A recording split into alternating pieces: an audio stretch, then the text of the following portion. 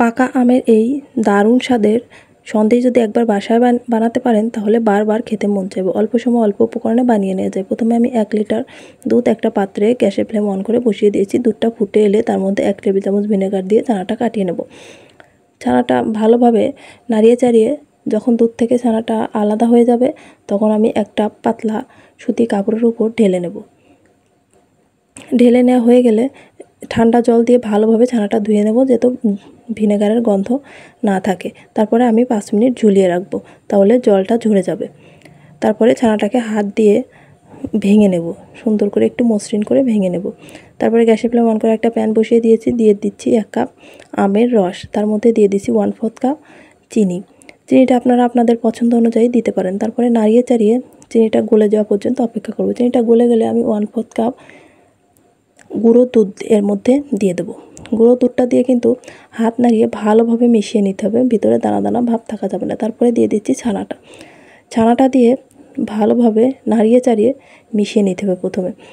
এই সময় অবশ্যই গ্যাসের ফ্লেমটা মিডিয়ামে রাখবেন। ভালোভাবে মেশানো হয়ে গেলে গ্যাসের ফ্লেমটা হাইতে করে দেবেন। তারপরে হাত নাড়িয়ে এটা রান্না করতে থাকবেন। জাস্ট 3 থেকে 4 মিনিট রান্না করার পরেই দেখবেন অনেকটাই শুকিয়ে আসছে। যখন শুকনো শুকনো হয়ে আসবে তখন গ্যাসের ফ্লেমটা আবার মিডিয়ামে করে দেবেন। তা না হলে নিচ থেকে পুড়ে যাওয়ার একটা সম্ভাবনা থাকে, আর পুড়ে গেলে এটার স্বাদ একদম নষ্ট হয়ে যাবে।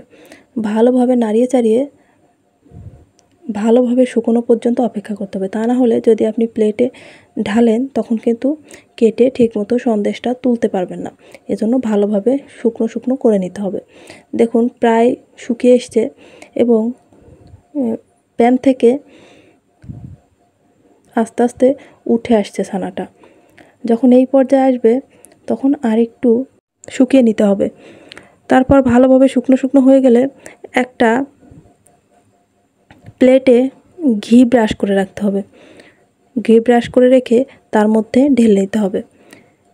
দেখুন আমি ঘি ব্রাশ করে রেখেছিলাম, তার মধ্যে ঢেলে নিচ্ছি।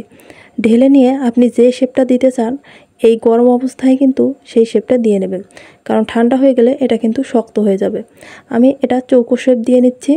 আপনারা চাইলে আপনাদের পছন্দ মতো শেপ দিতে পারেন। দেখুন আমি চৌকো শেপ দিয়ে নিয়েছি। চৌকো শেপ দেওয়া হয়ে গেলে তারপরে এটাকে ঠান্ডা হতে দিতে হবে। আপনারা চাইলে ফ্রিজে রেখেও ঠান্ডা করতে পারেন। ফ্রিজে রেখে ঠান্ডা করলে কাটতে আরও বেশি সুবিধা হবে। আমি আর ফ্রিজে রাখিনি, আমি এভাবে বাইরে রেখেই নর্মাল টেম্পারেচারে রেখে ঠান্ডা করে নিয়েছিলাম। ঠান্ডা হয়ে গেলে কেটে নেবেন, গরম অবস্থায় কাটতে যাবেন না, তাহলে কিন্তু সন্দেশটা একদম ভেঙে যাবে। দেখুন আমি খুব সুন্দর করে কেটে নিয়েছি।